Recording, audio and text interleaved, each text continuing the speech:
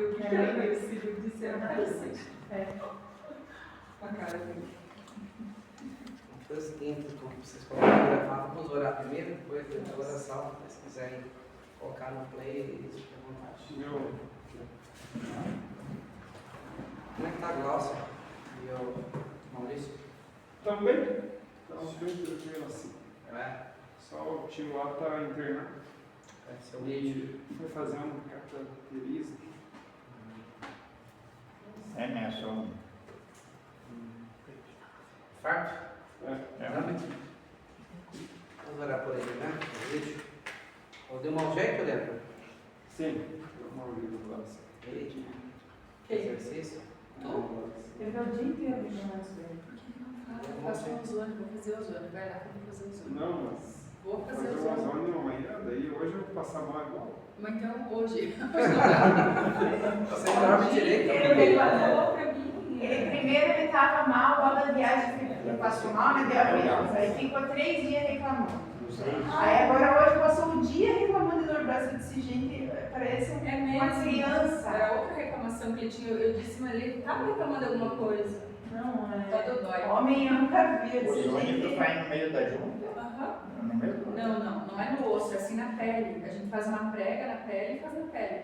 só na No pele. local. Depois massageia e tu sente assim que espalha assim. É muito bom. É pra dor? Eu acho que seria uma lesão. Eu fui uma vez fazer lá em Ceará. Em Ceará? É. Não, mas daí era aplicação de medicação. Não era usando. Era aplicação de Mas medicação, né? Ele fez na junta. Ele fez na Tipo aquelas... Infiltração? Infiltração. A infiltração. É, Esse é um gás. Eu pensei que. Desculpa. Não, tudo bem, bem tranquilo. Quase não fala. A gente falando se entende. Né? Vamos lá, vamos ganhar a nossa 1 horinha, que eu também não quero extrapolar no horário com vocês, tá bom? Vamos orar, fazer uma pequena oração, daí a gente vai começar. Senhor Deus, nós queremos te agradecer pela tua bondade, teu amor, tua graça sobre nossas vidas. Nós somos pecadores, sim, nós reconhecemos isso diante de ti. E se não fosse a tua bondade, nós estaríamos condenados. Tua palavra vem para nos esclarecer como nós precisamos do Senhor. Sem o Senhor, nós não podemos nem sequer respirar.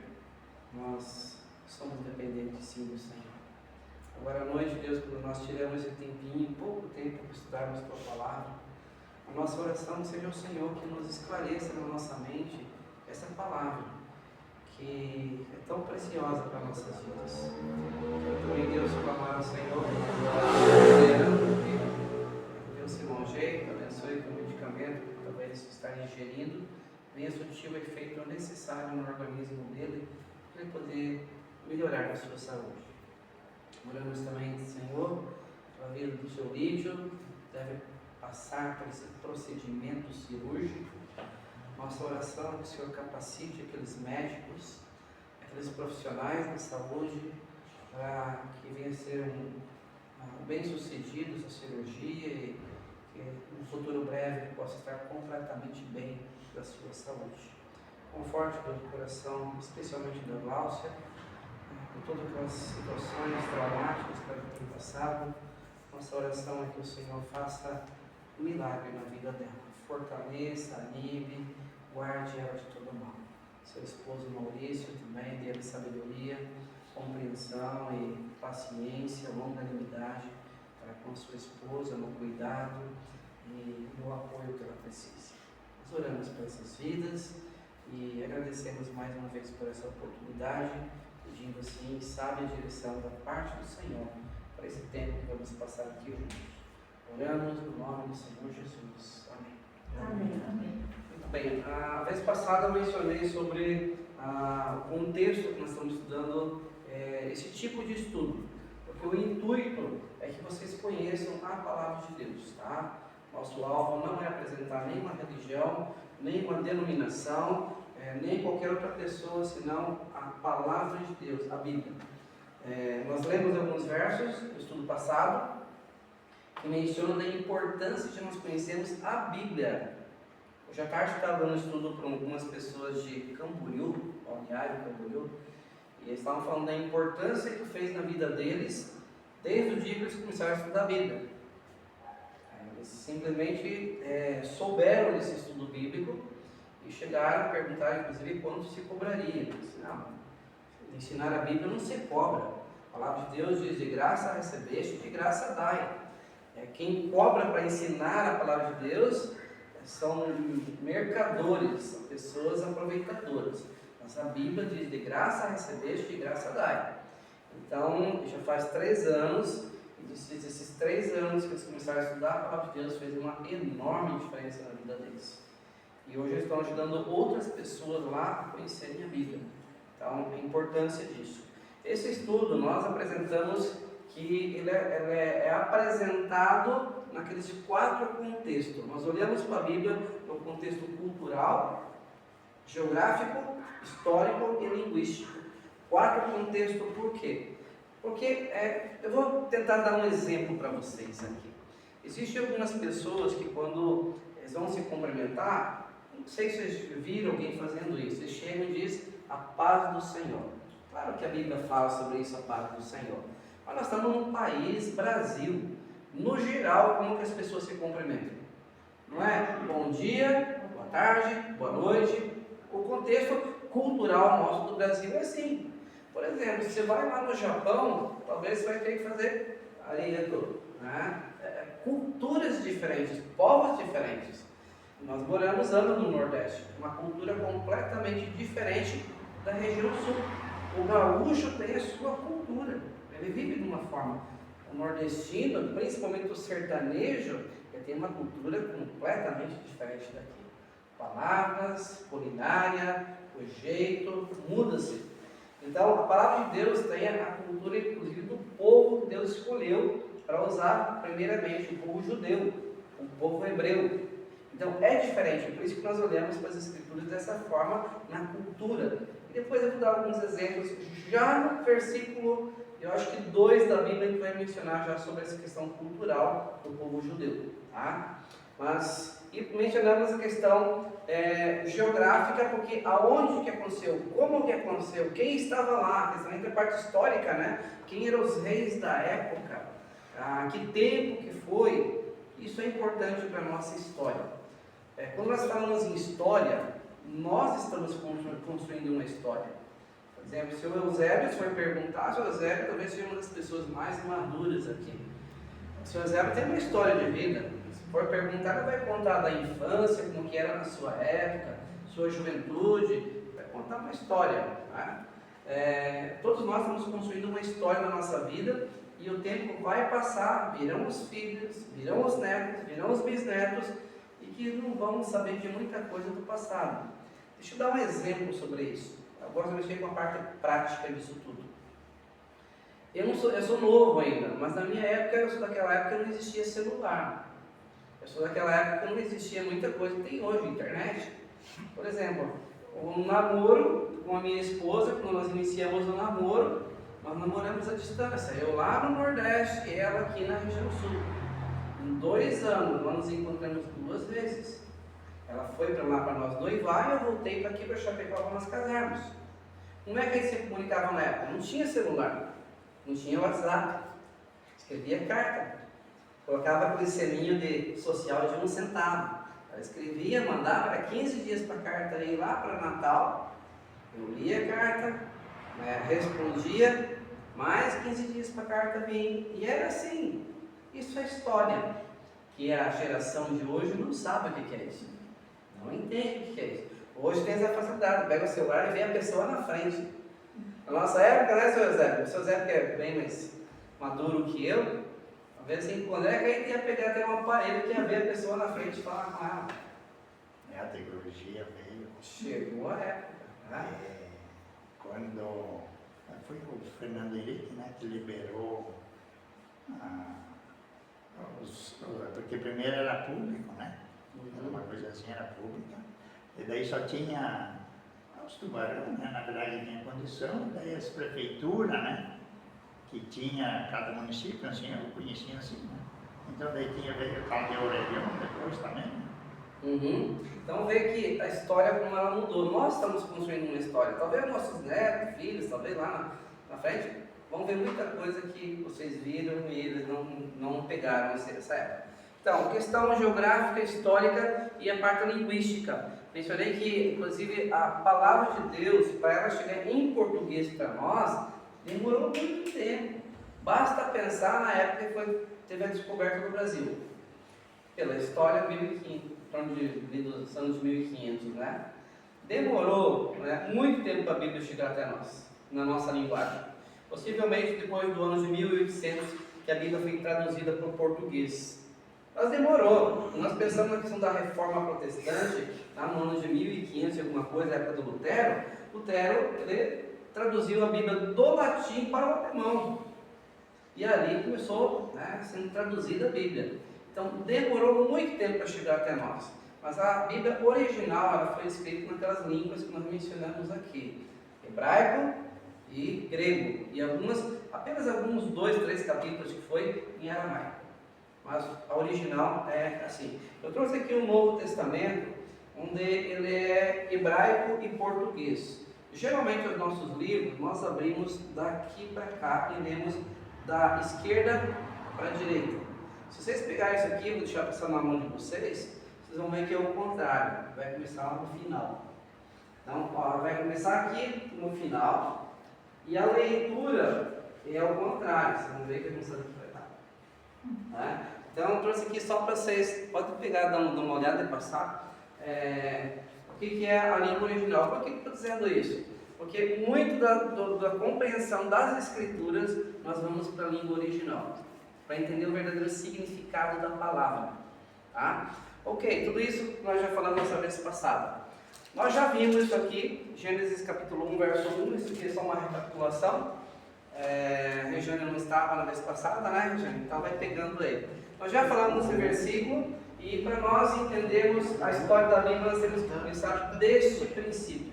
Por exemplo, Gênesis capítulo 1, verso 1, nós já vimos, está lá: no princípio criou Deus os céus e a terra. No princípio, lá no princípio, quer dizer, quem estava lá? Só Deus. E se Ele estava lá, ninguém o criou. Isso quer dizer que Deus é eterno e Deus é autossuficiente. Ele não precisa de nada e nem de ninguém. Deus não precisa de mim, Deus não precisa de ninguém. Ele é completamente autossuficiente. Mas um dia Deus decidiu criar do nada todas as coisas. E Ele criou todas as coisas do nada. Isso mostra também a questão da onipotência de Deus. A palavra onipotência quer dizer que Ele tem todo o poder. Mostra a questão de que Deus tem todo o conhecimento. Deus sabia como criar. Então, Deus tem todo o conhecimento. Deus é supremo. Ele está acima de todos e de tudo. Não há ninguém que chegue acima de Deus. Ele é soberano. Ele faz todas as coisas da forma como Ele quer, da forma como Ele faz, é a forma perfeita. Nós vamos entender isso na medida que nós vamos viajando nas Escrituras. E essa palavrinha criou, nós mencionamos, é verbo singular. Não é criaram, tá? Mas é criou. Quer dizer, um único Deus. Um único Deus estava presente lá. Aí vem a palavrinha Deus. No princípio criou Deus. A palavrinha Deus aqui no original do hebraico é a palavrinha Elohim. Já falamos sobre essa palavrinha Elohim. Quer dizer, o Pai, o Filho e o Espírito Santo estavam presentes na criação. Isso aqui, algumas pessoas dizem, mas como assim? Jesus não veio depois? Não, Jesus já existia. Depois, vamos chegar lá na frente, nós vamos mencionar, a Bíblia menciona que Ele deixou o trono celestial. Ele estava lá sentado no trono celestial, sendo adorado e servido por todos os anjos, porque Ele é o próprio Deus. E Ele deixou os céus, veio a este mundo, devido à necessidade. A gente vai ver lá na frente o porquê que Jesus veio para este mundo. Havia necessidade realmente de ele vir aqui nesse mundo? A Bíblia diz que existia essa necessidade, sim, por causa de nós, dos nossos pecados. Mas a gente vai chegar lá na frente e falar sobre isso. Mencionamos então um único Deus que se revela, se apresenta em 3 pessoas: a pessoa do Pai, do Filho e do Espírito Santo. Por vezes é difícil algumas pessoas compreenderem Trindade. Até se dá alguns exemplos, né? Como nós falamos, né? Nós somos formados de corpo, alma e espírito. Um único ser formado de 3 formas, né, de 3, como é que eu posso dizer? Corpo, alma e espírito. A parte do mais duro, que é o osso, a parte do líquido, que é o sangue também, e a parte dos músculos. Mas são formas fracas de apresentar a Trindade de Deus. Tá? É difícil falarmos sobre Trindade. E os céus que nós mencionamos, terceiro céu, 3 céus. Primeiro céu, sol. Segundo céu, sol, que nós vemos nas nuvens. Segundo céu, fora do planeta. E terceiro céu, morada de Deus. Tá? Nós já vimos sobre isso. Lá no céu, só estou recapitulando, tá? Lá no céu, então, nós vimos que Deus criou os seres angelicais. No terceiro céu, morada de Deus. E nós lemos isso lá em Ezequiel, mencionando sobre um desses anjos que se apresentou, podemos dizer assim, ou foi apresentado como o mais belo, o mais bonito, o mais sábio de todos. Lá em Ezequiel nós já lemos, então por isso que eu estou correndo um pouquinho, tá? Então, um anjo que foi criado perfeito, sábio e lindo. Um querubim, como nós mencionamos. Então, não fala assim, neste da perfeição, mas é um modelo de perfeição. Como assim perfeito? Ele não caiu, ele não pecou? Pecou. Exatamente por isso que ele era perfeito. Deus deu o chamado livre-arbítrio. Tinha uma livre escolha, não foi criado algo mecânico, que aperta o botão, ele faz, aperta o botão, ele para. Não, Deus deu uma livre escolha para os anjos. E esse anjo escolheu depois fazer o que era contrário à vontade de Deus. Estava no Éden, e aqui é interessante, não sei se vocês perceberam a palavra Éden. Depois nós vamos ver na criação do homem também, Éden, jardim, o paraíso. Mas aqui, o que nós vemos é o Éden celestial, que nós vimos aqui, terceiro céu.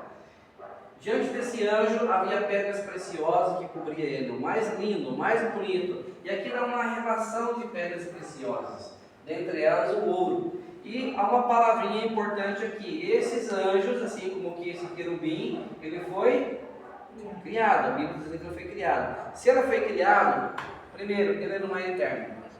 Ele teve um começo, diferente de Deus. Deus não teve um começo. Os anjos tiveram um começo, eles foram criados. Tá? E se eles foram criados com o objetivo, inclusive, de adorar a Deus. Eles são limitados. Eles têm força, têm poder, mas são limitados diante de Deus. Diante do poder de Deus, isso não é nada. Ainda no mesmo Ezequiel 28, tá? Começou uma recapitulação, não pedi nem para vocês abrirem a ele. Ele diz: era o querubim da guarda, ungido de Deus, e estabeleceu no monte santo de Deus. E Deus colocou esse querubim lá como, assim, o braço direito de Deus. Ele estava diante de Deus, esse querubim. Ele era perfeito, sim. Deus criou ele perfeito. Aí diz: desde o dia que fosse criado, novamente apresentando anjos como criaturas. Eles não são deuses, são criaturas de Deus que foram criados com um objetivo. Diz até que se achou iniquidade nesse anjo. Até que foi encontrado algo imperfeito nesse anjo. Pecado, iniquidade é o mesmo que pecado. E aí nós temos que ir lá para Isaías, capítulo 14, que vai mencionar qual é o pecado deste anjo. Tá? Aí diz, nós já lemos isso aqui também, chamando ele de estrela da manhã. Estrela da manhã, que significa, você lembra o que significa estrela da manhã? Estrela da manhã quer dizer luz da manhã, Lúcifer, isso? Daqui vem a palavra Lúcifer. Por vezes as pessoas dizem: o Lúcifer. Até tinha uma série, eu acho, não sei se é na Netflix, o nome de Lúcifer. Tá? Então o nome Lúcifer vem dessa palavrinha, estrela da manhã. Em muitas ocasiões na Bíblia, a palavra estrela estará se referindo a anjos. Tá? Acho que em Jó, em Apocalipse, vai ter palavras como estrela se referindo a anjos. Inclusive de Apocalipse nós vamos ver daqui a pouquinho também sobre isso. Então, estrela da manhã, igual a Lúcifer, que quer dizer fonte de luz. Palavra do latim usada na Vulgata. O que é Vulgata? Vulgata é a Bíblia escrita em latim, antes inclusive de ser traduzida para nós. Então, possivelmente, lá no ano de 382 a 404. na época de Jerônimo Teólogo. Inclusive, para aqueles que gostam de estudar história, inclusive acho que o César mencionou a vez passada sobre o Concílio de Nicéia, né? Que foi um pouquinho antes disso aqui, na época de Constantino. Mas isso a gente vai falar numa outra ocasião também, né? Sobre como que a igreja cristã ela mudou por causa desse imperador chamado Constantino. Houve uma junção de Estado e igreja, mas a gente vai falar numa outra ocasião isso, tá bom? Ok, este anjo chamado Lúcifer, fonte de luz, então Isaías chega a mencionar que ele dizia no coração dele: eu subirei acima do céu, acima das estrelas de Deus. Observe novamente a expressão estrelas. Eu subirei acima de todos os demais anjos, e eu serei então semelhante ao Altíssimo, diz no próximo versículo. Subirei acima dessas mais altas nuvens e serei semelhante ao Altíssimo. Ou seja, Lúcifer achou que poderia fazer do jeito dele. Eu vou tomar o lugar de Deus, vou tomar o trono de Deus, eu vou subir acima de todos os demais. Ou seja, quando ele olha para si, ele vê quão bonito ele é, quão inteligente ele é, quão forte ele é, e ele diz: eu vou subir acima de todas as estrelas e eu serei semelhante ao Altíssimo. Ou seja, o pecado do orgulho. Por isso a questão de, até hoje, né, esse mesmo pecado de Lúcifer, ele tenta transmitir para as pessoas: você não precisa de nada e nem de ninguém. Você é bonito, você é forte, você é sábio, você não precisa de ninguém. Há um verso nas Escrituras, acho que Provérbios, ele diz que a soberba precede a ruína. O orgulho leva à queda. Então, geralmente, toda queda, todo tropeço começa primeiramente com orgulho. Por isso que, por vezes, nós conversamos com aquelas pessoas que dizem: eu sou bom, eu sou melhor, eu sou... Interessante, né? A palavra de Deus diz: não sejam teus lábios que te louvem, não sejam teus lábios que te elogiem, mas sim o de uma outra pessoa. A palavra de Deus, ela é perfeita e nos direciona dessa forma. Quando alguém começa a dizer: eu sou melhor, eu sou bom, eu sou aquilo, desconfie, tá? Vem queda pela frente, vem queda pela frente. Por isso que a Bíblia, inclusive, direciona a questão de humildade nisso tudo. Mas esse anjo, quando ele pensou sobre isso, quando ele planejou subir acima das altas nuvens, Deus estava vendo. Deus é onisciente, Deus conhece tudo e todos. E diz no verso 15, lá de Isaías, diz: contudo será precipitado ao reino dos mortos, no mais profundo do abismo. O que Deus está falando aqui? Você está achando que você vai estar acima de todos? Deus decreta o destino deste anjo, Lúcifer, que mais tarde ele deixa de ser Lúcifer e passa a ser Satanás. Alguns chamam de Satanás, outros de diabo, outros de... lá no Nordeste, algumas pessoas diziam o cão, então depende do lugar, é a forma que as pessoas denominam. Mas é esse ser que é o inimigo de Deus, que odeia Deus e nos odeia também. Então Deus disse: você será precipitado para o reino dos mortos, abismo, lugar de sofrimento. Deus sabia o que ele estava pensando. Nós somos fracos, somos falhos, nós não sabemos o pensamento uns dos outros. Por mais que algumas pessoas se digam que são adivinhos, nós não sabemos. Mas Deus conhece não só os nossos pensamentos, Deus conhece inclusive o intuito do nosso coração. Por que nós queremos isso? Por que nós queremos aquilo? Nós podemos esconder nossa vida de todas as pessoas, mas jamais esconderemos de Deus. Alguns versos que nós veremos adiante vai falar sobre isso. O fato é que lá em Apocalipse capítulo 12, creio que nós já lemos também. Oi? Porque o reino dos mortos, no caso, o inferno seria o reino dos mortos. O inferno seria o reino. Tem mortos no inferno. Mortos, aqui a palavra mortos está se referindo a mortos espiritualmente. Morreram fisicamente. De 3 tipos de mortes que a Bíblia menciona. Vou tentar explicar para vocês. Primeiramente, a morte física. Nós morremos fisicamente, o corpo é colocado num caixão, colocado embaixo da terra ou queimado, né? E é apodrecido, o corpo apodrece, morreu. Segunda morte que a Bíblia apresenta, a morte espiritual. Essa morte espiritual, a Bíblia diz que todos nós nascemos mortos espiritualmente. Lá em, nós inclusive acho que falamos ontem, acho que foi ontem, né, que nós falamos sobre isso. Efésios capítulo 2, verso 1, vai dizer: Ele, Deus, nos deu vida quando nós estávamos mortos em nossos delitos e pecados. Como assim mortos em delitos e pecados? Tá, aí nós vamos ter que chegar daqui a pouco, quando Deus cria o homem, nós vamos ver que Deus diz para Adão e Eva: olha, vocês podem comer de todo o fruto que tem no jardim, mas tem um que vocês não podem comer. Se vocês comerem esse fruto, vocês vão morrer. Deus está falando da morte espiritual. Porque Adão e Eva, quando eles comem do fruto, eles não caem no chão mortos fisicamente. Ali Deus está se referindo a uma morte espiritual, que é a separação de Deus. Ele perde a comunhão com Deus, ele perde aquela amizade com Deus. E aí Isaías 59:2 vai dizer que os nossos pecados fazem separação, nos separam de Deus. Essa separação de Deus que é a morte espiritual. E aí lá na frente vamos ver, mas então, como que a gente vai chegar até Deus? Aí nós vamos ter que pegar a história parte por parte, para chegar lá na frente e descobrir como isso acontece.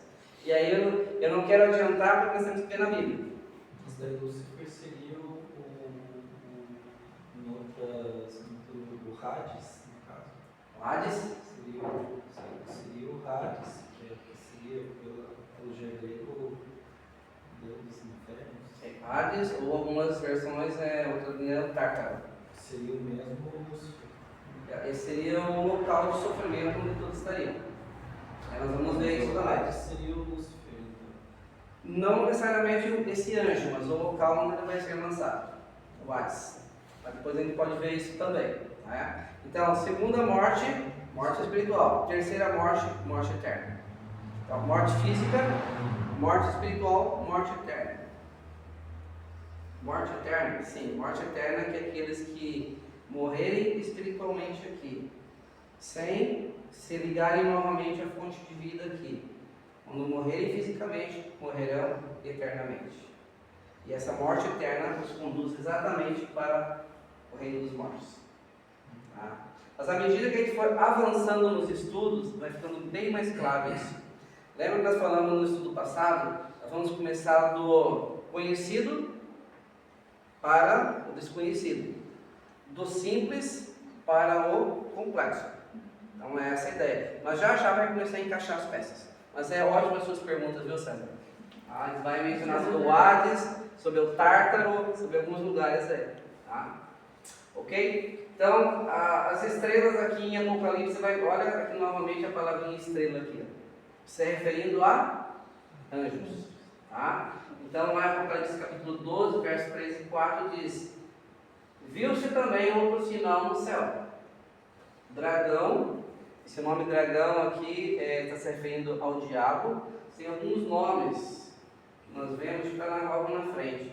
Dragão, antiga serpente, tá? São nomes que são dados também para o diabo. Por que antiga serpente? Porque quando Adão e Eva foram tentados no jardim, foi uma cobra, uma serpente que foi usada ali pelo diabo para conduzi-los ao pecado. Tá? Ok, então ele diz: eis um dragão grande, vermelho, com 7 cabeças, 10 chifres, nas cabeças 7 diademas, e a sua cauda arrasta a terça parte das estrelas dos céus. Isso aqui é para mencionar que quando o diabo foi expulso do céu, ele não foi expulso sozinho. Tá? Deixa eu só voltar aqui um pouquinho mais, já volto lá. Quando ele foi expulso do céu, ele não foi expulso sozinho.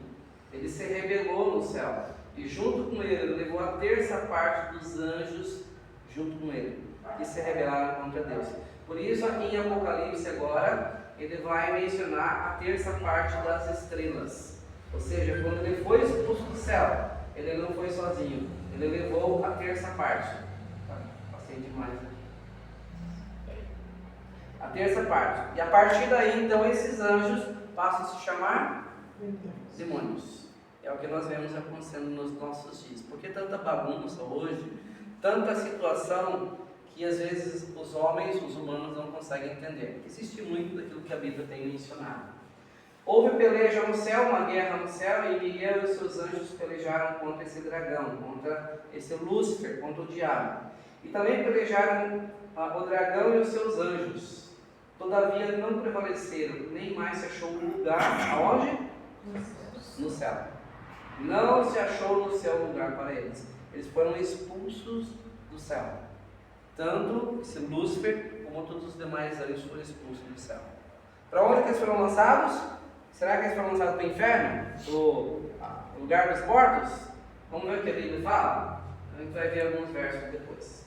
Olha só. E foi expulso o grande dragão, a antiga serpente, como mencionei anteriormente, que se chama Diabo e Satanás, é tudo o mesmo personagem, o sedutor de todo mundo, por isso que ele está aqui seduzindo ainda no mundo as pessoas, primeiramente para não darem ouvidos às Escrituras, porque a palavra de Deus revela as mentiras dele.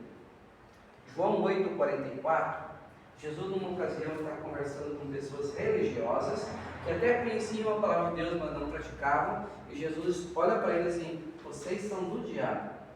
Pessoas religiosas, escribas, fariseus, saduceus, e ele diz: vocês são do diabo porque vocês têm dado ouvidos a mentiras, têm dado ouvidos a esse ser aqui, né, que foi homicida, assassino desde o começo, e ele nunca falou a verdade. Quando ele fala mentira, fala do que ele é próprio, porque é mentiroso e pai da mentira. Tá? Depois nós vamos abrir esses textos depois, está lá em João 8,44. Então, ele é a mesma pessoa, o dragão, a antiga serpente, o diabo, Satanás, o sedutor do mundo inteiro. Ele seduz, e ele seduz de muitas formas. Ele foi atirado para... Então ele não foi atirado no inferno. Lá em Ezequiel, ele também chega a mencionar isso. Ele foi atirado para a terra, e com ele, seus anjos. Então o diabo e os demônios foram lançados para a terra. Por isso que nós vemos tanta bagunça acontecendo no mundo que nós vivemos. Primeiramente, por causa do pecado do homem, desobediência a Deus. Segundo, porque existe um inimigo externo que odeia a Deus e odeia o ser humano. Nisso tudo, Deus nos dá o privilégio de tomarmos a nossa decisão. A palavra de Deus está aqui, correta, verdadeira como ela é. Nós temos agora a opção entre crer nas Escrituras, na palavra de Deus, ou no que esses seres estão divulgando de mentira por aí. Tá? À medida que a gente for avançando, nós vamos vendo. A palavra Satanás, do original, quer dizer adversário. Se é um adversário, é um inimigo. Ele odeia. O diabo, ele é enganador. Anjo caído, também é chamado de Satanás e de Lúcifer. É o maior inimigo de Deus e das pessoas. Tem poder sobre os seres humanos, mas não é onipotente. Ele tem poder, mas não é onipotente. A palavra demônio quer dizer espírito imundo, muito astuto, e se opõe a Deus e ataca pessoas com todo tipo de males. Eu não sei se vocês, ao longo da vida de vocês já viram ou desconfiaram de alguém que estava, vou usar duas palavras aqui, possuído ou endemoniado. Nós já vimos e já nos deparamos com pessoas assim. Mas é diferente porque as pessoas mostram na mídia e na televisão, fazem aquele teatro todo. Né? O pessoal vão lá fazer aquele teatro, a gente sabe de algumas pessoas, inclusive, que são pagas para ir lá e fazer aquele cenário. Geralmente isso não acontece dentro de uma igreja, tá? É diferente do que a mídia mostra, tá? Se for igreja, dificilmente, tá? Por quê? Porque onde está o Espírito Santo de Deus, nenhum outro Espírito vai se manifestar. Mas é interessante que quando um demônio toma posse do corpo de uma pessoa, ninguém consegue segurar. A Bíblia, a palavra de Deus, menciona numa das ocasiões que Jesus está passando numa cidade de Gadara, e lá tinha uma pessoa endemoniada que morava no cemitério. E diz que ninguém podia segurá-la. Nós vamos ler tudo isso, estou contando, mas é algo que a gente vai ler depois. E diz que ele era preso com correntes, e ele estourava as correntes e se libertava. Até o dia que Jesus chegou naquela cidade, entrou em Gadara, quando aquela pessoa endemoniada viu a Jesus, ela se prostra e diz: por que o Senhor vieste me atormentar antes do tempo? Ou seja, todos os demônios se rendem a Jesus porque eles sabem que Jesus é Deus. Mas existem pessoas que quando elas ficam possessas, elas não têm domínio do seu corpo. Esse ser espiritual domina e faz o que quer com esta pessoa. Então, são provas, situações que mostram que realmente eles não foram tirados do inferno ainda. Eles serão lançados, mas hoje eles estão na terra. Rejane?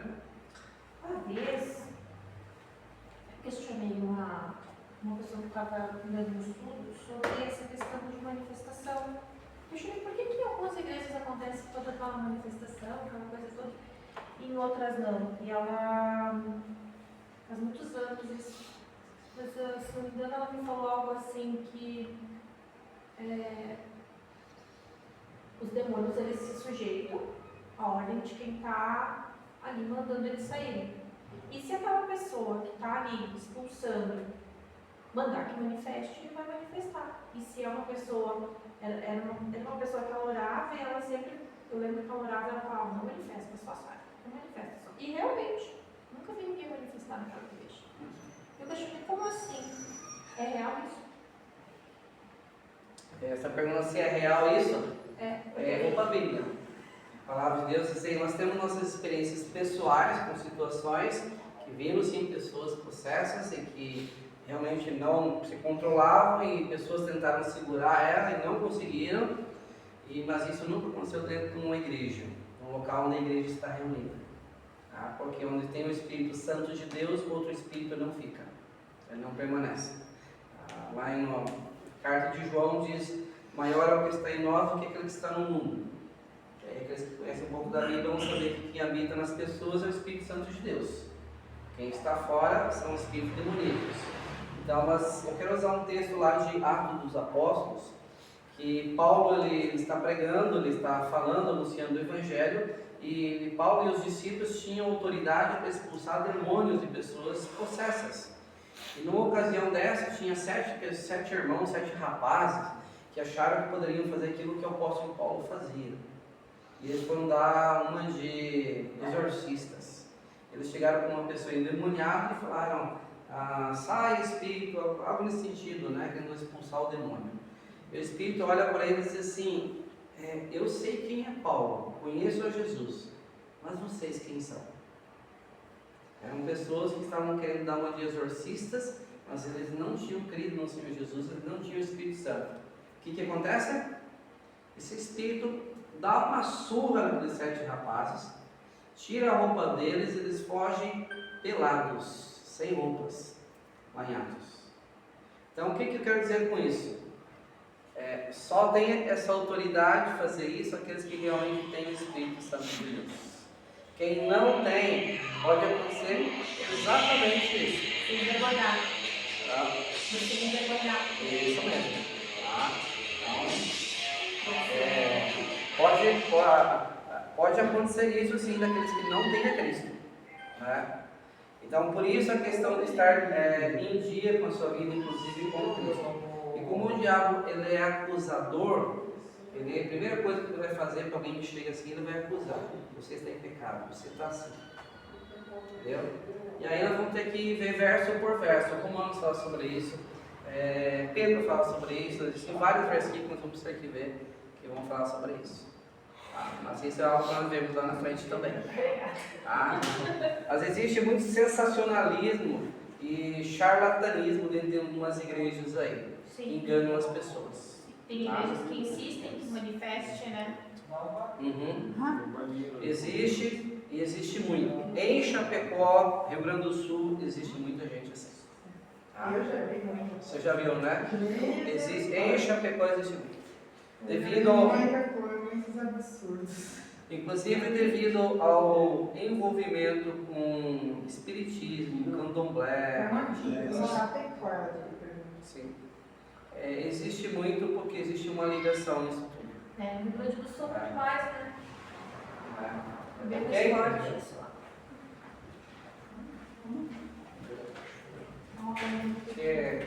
Então, dá pra mandar pra mim? Sim. Bem tranquilo. Desculpa, Não, fica ele é tranquilo. autista e às vezes ele tem umas crises de ideia só com nós, né? Tá, fica à vontade, tá? Não se preocupe com isso, tá? Nada. Tá bom, César? Vai tranquilo. Vou deixar depois eu mando pra você. Ok? Então, fechou? Já deu para entender? Entendi. Tá? Mas é algo que nós vamos vendo na medida que vamos progredindo no estudo.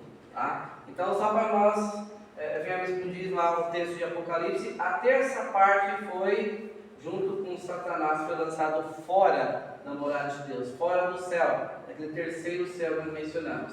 Então, houve uma separação. Né?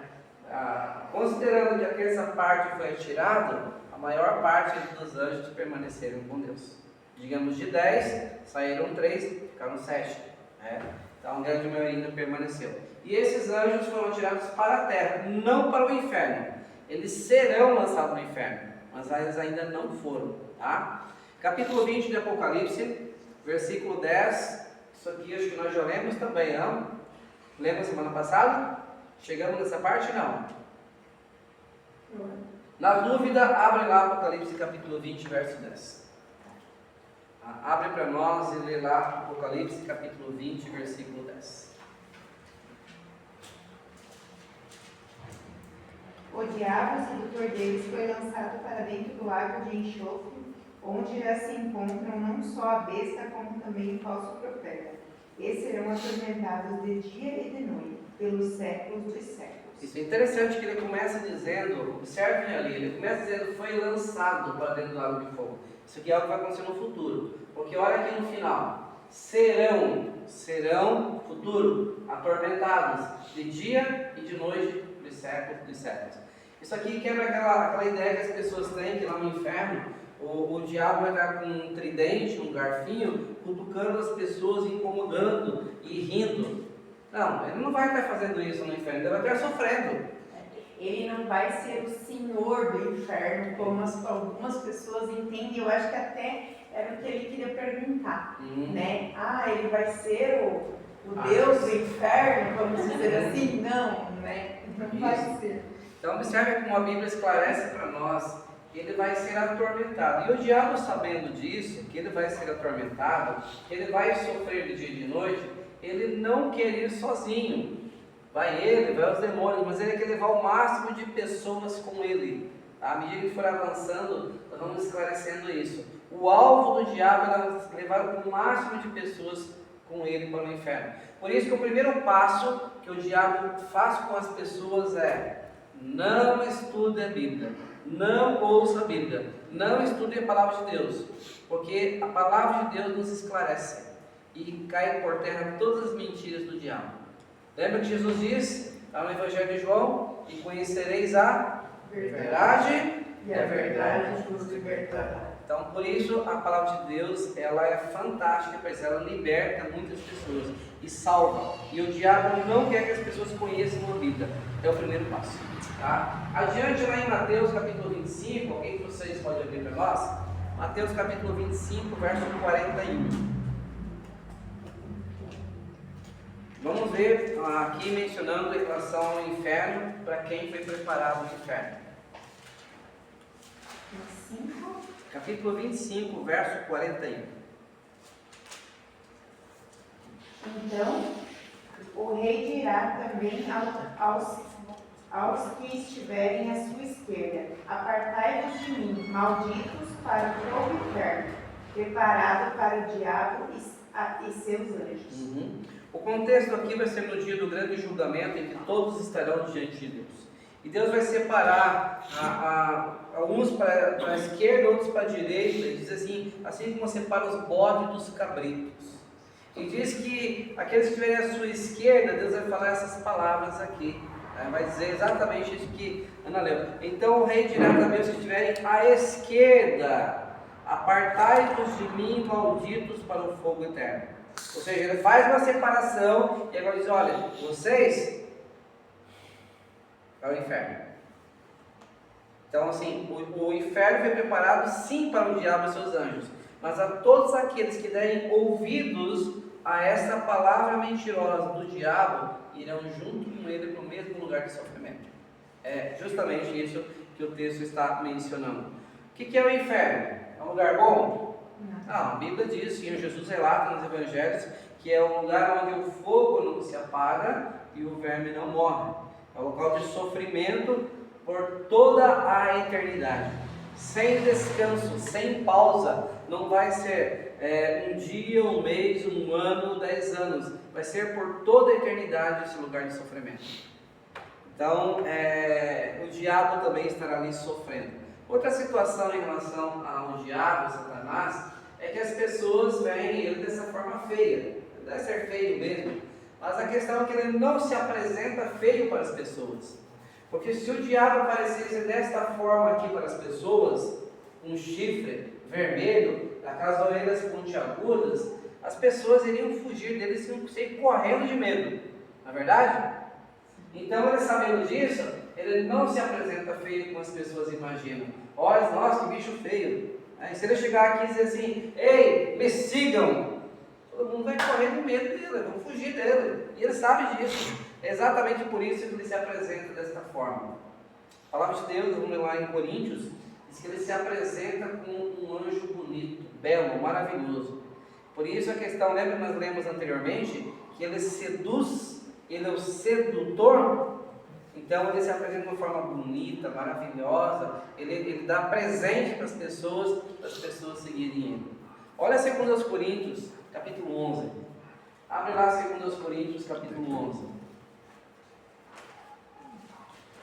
Verso 14. Alguém lê para nós? 2 Coríntios, capítulo 11, verso 14. E não é de admirar, porque o próprio Satanás se transforma em anjo de luz. Observaram?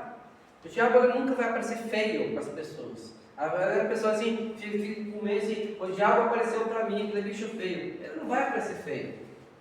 As pessoas vão fugir dele, vão ficar com medo. Mas imagine aparecer para você um anjo bonito, maravilhoso, aquela luz toda, assim, um anjo de Deus apareceu para mim. Cuidado, né?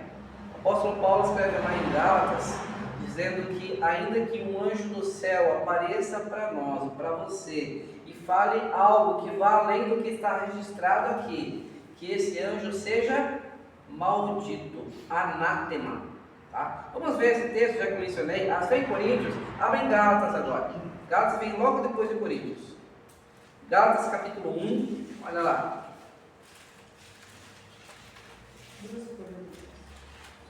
Duas folhinhas para frente aí. Gálatas capítulo 1, versículo, deixa eu localizar aqui, 8, se eu não me engano. Isso, versículo 8. Mas ainda que nós, ou mesmo um anjo vindo do céu, vos pregue evangelho que vá além do que temos pregado, seja anátema. Isso, essa palavrinha anátema quer dizer maldito, tá? Então, cuidado se um anjo aparecer para vocês e dizer, vá, faça isso, ou faça aquilo. Se o que ele falou está fora das escrituras, esse anjo não é o anjo de Deus. Ele é um anjo que veio do inferno, tá? De forma bonita, maravilhosa, mas é um anjo que não é de Deus. Ok? Fechamos aí, poderíamos falar mais sobre esse ser demoníaco, mas nós falaremos à medida que o estudo estiver avançando, tá bom? Voltando para Gênesis capítulo 1, vamos voltar lá para Gênesis capítulo 1, versículo 2 agora. Já vimos sobre o capítulo 1. O verso 2 agora vai dizer o quê? Quem lê para nós aí? Capítulo 1, verso 2.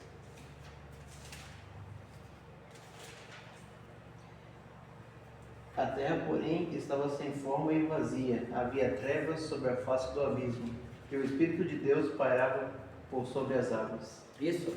Então, lá no princípio que Deus criou a terra, diz ali, a terra ainda estava sem forma, estava vazia, não tinha nada criado, absolutamente nada, havia aquela escuridão, possivelmente, toda aquela escuridão que não havia luz, não havia nada. Diz, havia trevas, escuridão. E diz, o Espírito é maiúscula, tá? Quando é Espírito maiúsculo, é o Espírito Santo de Deus. Ele fazia o quê? Pairava. Né? Primeiro esclarecimento para nós. A palavra Espírito, aqui o Espírito de Deus, do hebraico, é a palavrinha ruach. Que o significado significa sopro, vento. É essa a ideia mesmo. Sopro, vento. É esse o significado dessa palavrinha do Espírito Santo de Deus. Já nós vamos entender sobre isso. E pairava, ele não andava, ele não voava, ele estava ali, pairando, porque tudo escuro, tudo trevas, né? Mas ele estava ali. Isso quer dizer que Deus Pai, Deus Filho, Deus Espírito Santo estavam lá na criação. São eternos, é um único Deus, mas se revela em 3 pessoas.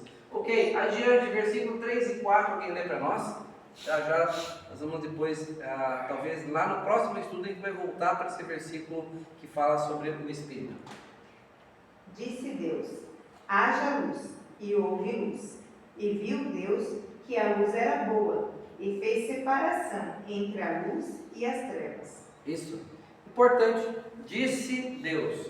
O que Deus usou para criar o universo? O quê? A palavra. A palavra. Deus simplesmente só falou e aconteceu. Deus falava e acontecia.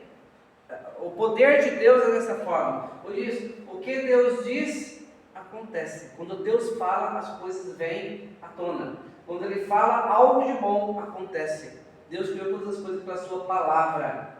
É preciso prestar atenção sempre no que Deus fala. Por isso a palavra de Deus ela é poderosa. Hoje à tarde eu estou estudando com outras pessoas e nós lemos Hebreus capítulo 4, verso 12, que diz que a palavra de Deus ela é viva e eficaz.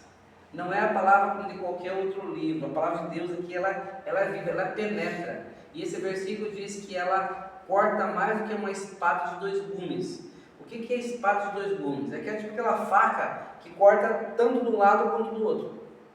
Isso quer dizer 2 gumes. Ela corta dos 2 lados. A palavra de Deus é como essa espada que quando ela chega, ela penetra, ela entra. E diz lá nesse texto que ela divide alma e espírito, juntas e medulas.